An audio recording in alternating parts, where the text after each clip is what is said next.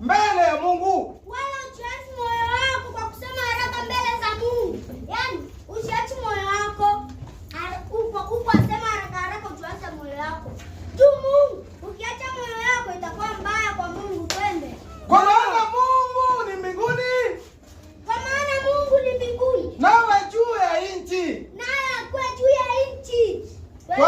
Kwa hivi maneno yako yawe machache. Kwa hiyo maneno yake yawe machache. Maneno yako sio ya Mungu, yako binafsi wewe mwenyewe mtu. Amen. Tatu. Kwa maana ndoto inakuja kwa sababu ya kazi nyingi. Kwa maana ndoto inakuja kwa kazi nyingi. Haleluya. Amen. Wewe unalala, ndoto inakukujia. Haujui maana ya ndoto, kumbe hiyo ndoto ni kazi. Haleluya. Amen. Na sauti ya mpumbavu kwa njia ya wingi wa maneno. Na sauti ya mpumbavu kwa wingi wa maneno. Haleluya. Amen. Yaani sauti ya mpumbavu anatoa maneno mabaya juu ya neno kwa neno ya wingi. Haleluya. Amina. Twende. Mwisho hapo mwalimu. Nisomee kitabu cha Mathayo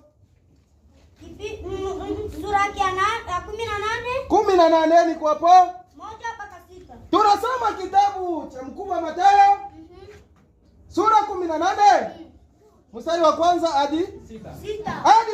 Kichwa kinasema kuwa kama watoto. Haleluya. Amen. Tunasema kuwa kama watoto. Twende. 1.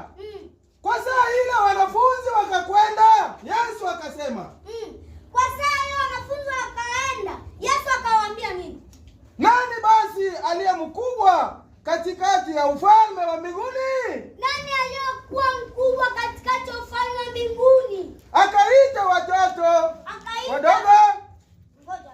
Akaita Mtoto kuja. Akaita mtoto. Akaita mtoto mdogo. Mmoja akamuweka katikati yao. Alimuweka katikati yao. Akasema. 3.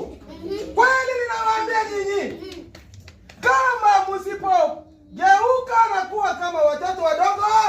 Kweli ninawaambia nyinyi, msipogeuka kuwa kama watoto wadogo kama huyu, hamutaingia katika ufalme wa mbinguni hata kidogo.